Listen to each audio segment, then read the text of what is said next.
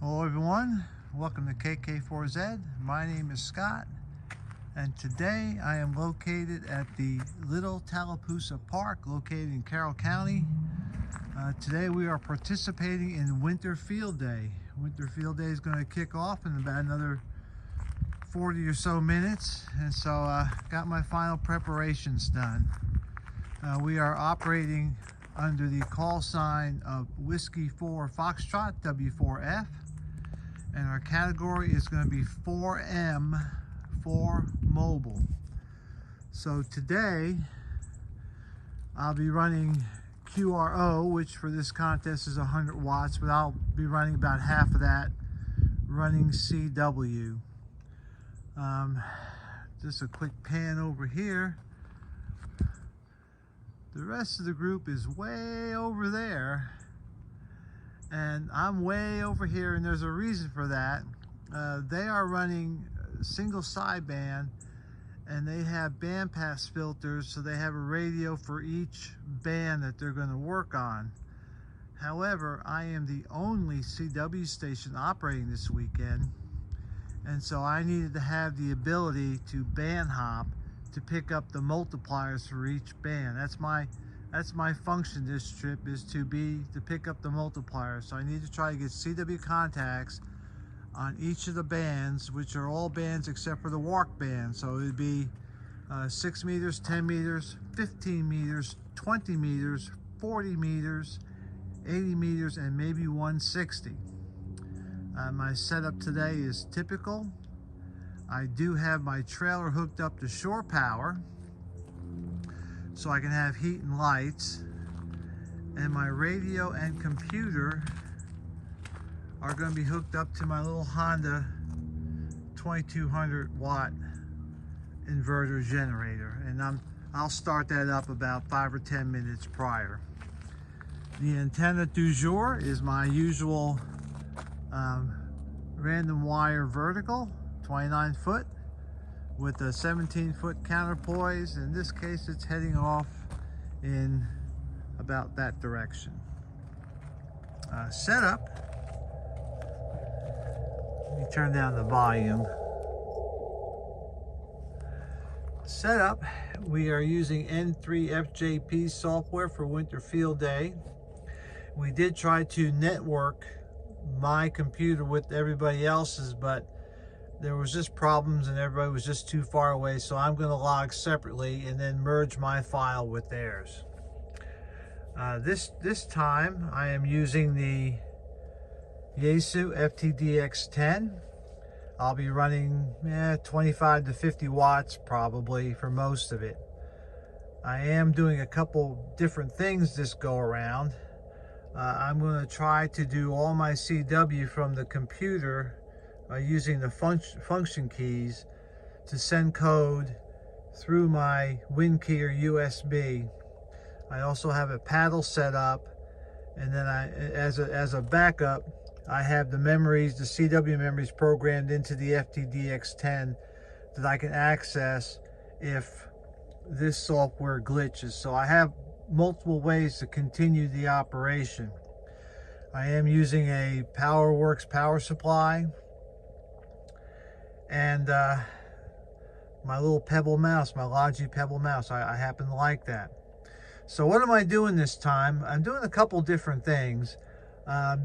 This is going to be a test of the FTDX10 with its roofing filters to see how well it does with nearby 100 watt stations. They're all going to be running 100 watt single sideband, so I'm going to see how well this does compared to that. The other thing I'm going to try is I'm going to see how the CW decoder works on this radio. Now, at home it seems to work pretty well, but we're going to try it under the contest conditions.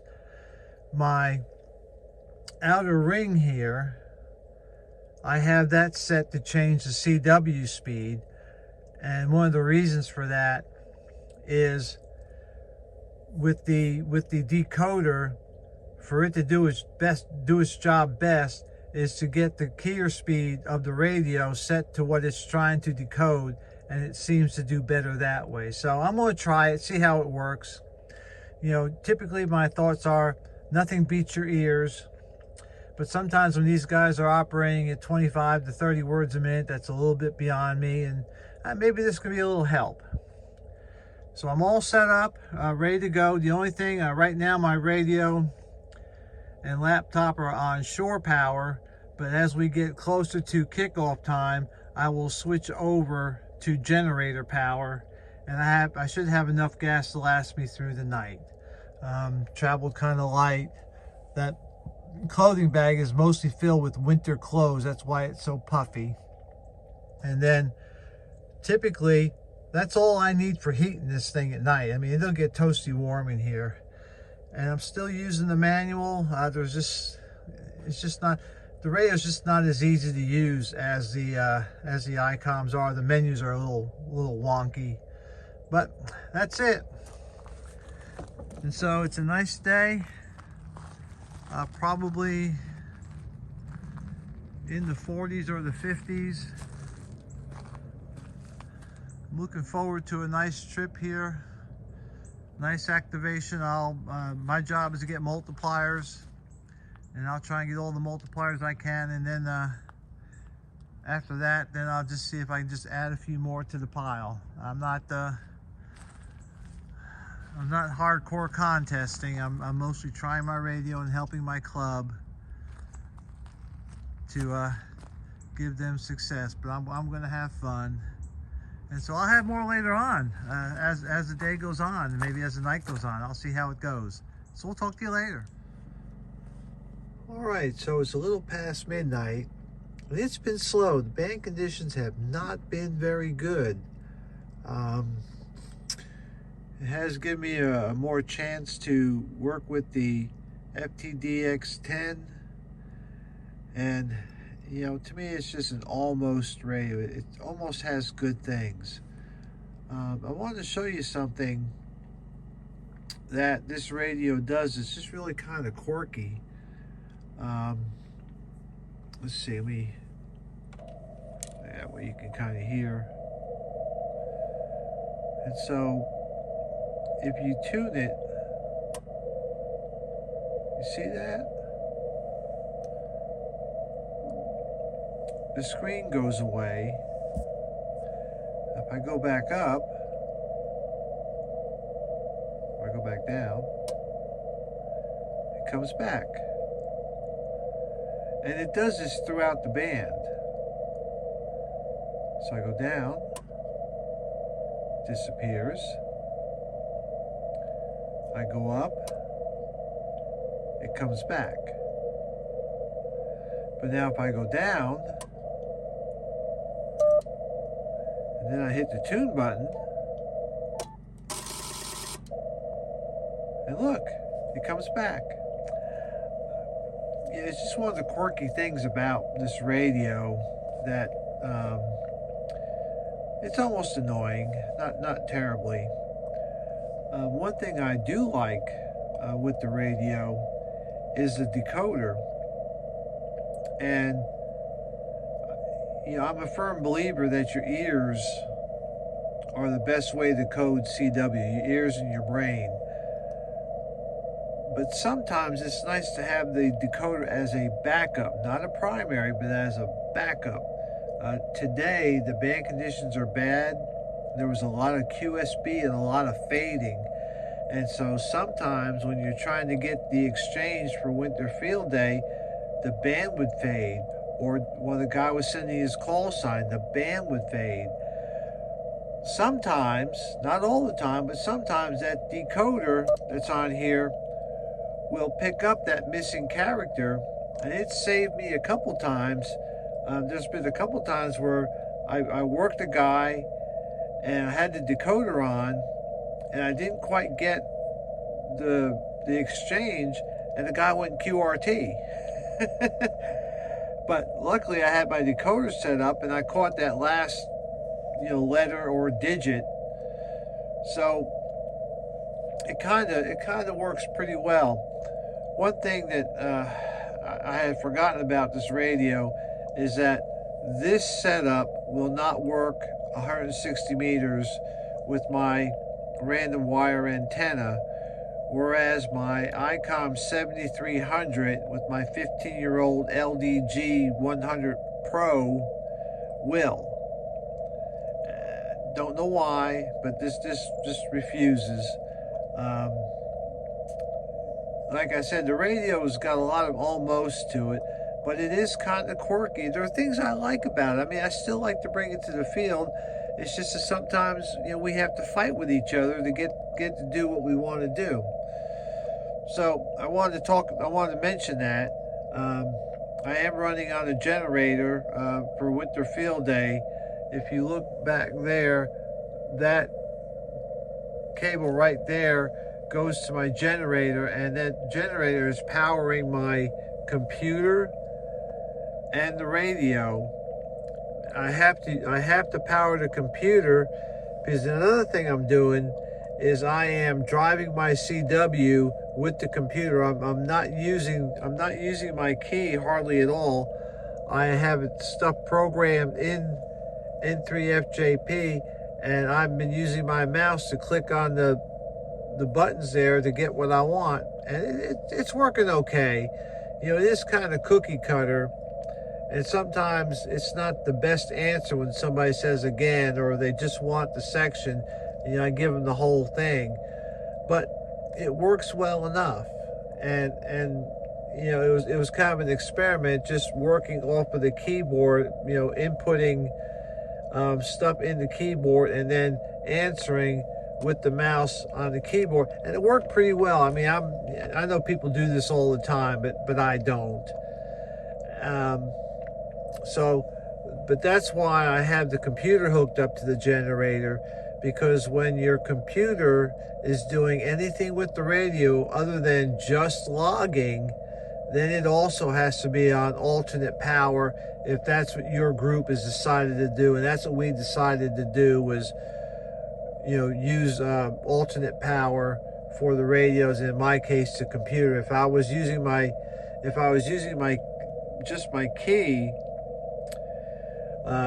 then I can hook this up to shore power. Now the rest of my camper is hooked up to shore power, and that little heater down there is what I'm using to heat this place, and I still have to turn it off as it gets too warm in here. Camper's working well. Like I said, it's about 12:15. I think everybody's taking a break and going to sleep. I may do so here in a little bit. It's just really gotten quiet. But I wanted to check back in with you and kind of show you kind of what I'm doing with this. I did have this remote set up. I do have the radio's messages programmed too, in case I had a failure here, but so far this is working rather well. And even I have the wind keyer also has the memories programmed in case I want to disconnect the keyer from the software and then use those buttons. So I had like 3 ways of transmitting the messages without using my key, but I haven't had to use them because my software is working well. One of the nice things about it is I can adjust the speed. If you look up on my screen, see, I can just change the speed with my arrow keys, which is nice, you know, to match people that you're trying to contact with. One thing about the decoder is, in order for it to work really well, it should be close to the speed of the person that's sending. In other words, if he's sending at 22 and you've got your speed on your radio set for 13, it probably will not copy very well, but you have to be able to adjust it. So what I have done is I've taken the outer ring, and that's how I adjust the speed up and down. You know, again, if you notice, I grab it from the bottoms. I don't want to touch the main dial, but this lets me easily adjust the speed to let the decoder work. And then this, I usually have it set for power, but because the band conditions were so flaky, I have it set on the level so I can adjust the level of the waterfall. And I've had to do that quite a bit. because of the way the bands are. It's just really flaky. Right now I've got, looks like a 10 over S9 noise level on the 80 meters, and bands are just crazy. And I'm only doing search and pounce. I don't think I can hold a frequency. The only people that seem to be holding a frequency and are, making a run are the people that are working from home mostly. And there's some other stations that are probably have a little more power than I have, and they're doing a good job. But most of the people that are, staying on a frequency and calling CQ are working from home. So anyhow, that's it. Having a good night. Like I said, it's about 20 after 12, and I was hoping to. Usually 20 meters starts opening up around now, but I went down there and it was dead. So I'll just keep plugging along and not making a whole lot of contacts. Just and my group that's at the other end of the park that are running sideband, they're not having very much luck either. Last time I talked to them, one of the things that I know that I wanted to try with the radio is I've got 3 stations about probably 75 yards away, and they're all running 100 watts, and I have no interference from them, even if we're on the same band, whatever. But they all have bandpass filters, so one radio runs one band up there, and they've got 3. I came down here because they wanted me to make the multipliers for CW, and I had to be able to switch back and forth to try and catch the bands. I've got 5, and that's probably all I'm going to get. I don't think I'm going to get 160, even if I, try to trick my radio, because there's a 160 meter contest tonight, so everybody's worrying that. But yeah, good night. Nice and comfortable, nice and peaceful. I'm just going to get at it. I just wanted to, show you the radio, show you I still bring it out to the field. There's a lot I like about the radio, but it's got a lot of little niggles that's annoying, and it's just it's almost there. And I've said it before, I also have an ICOM 7300, and I still believe that if I had to only have one of these radios, I would take the ICOM 7300 over the FTDX10. Not that it's a bad radio, but the ICOM just does things better. And one of the bad things about using this as a field radio is this thing draws about twice the amperage or wattage as the 7300. This draws about 1.7 amps, and I've adjusted it down from over 2 amps, and the ICOM runs at about 800 milliamps. So there's a difference. If you're running batteries, that's a lot of power going. So all right, I'll check back later. Well, good morning, everybody. This is KK4Z again. It's Sunday morning. It's about 9:15. Worked last night, or operated last night, till about 2:30.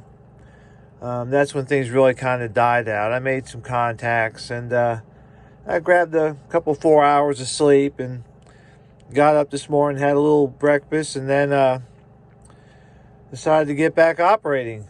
Band's a little bit better today. I'm on 40 meters right now, and so far made probably 15 or 20 contacts. It's been a lot better. There's still not a lot of activity out there for winter field day, and that may be because it's cold out and people don't want to operate outside. But I'm making a few contacts.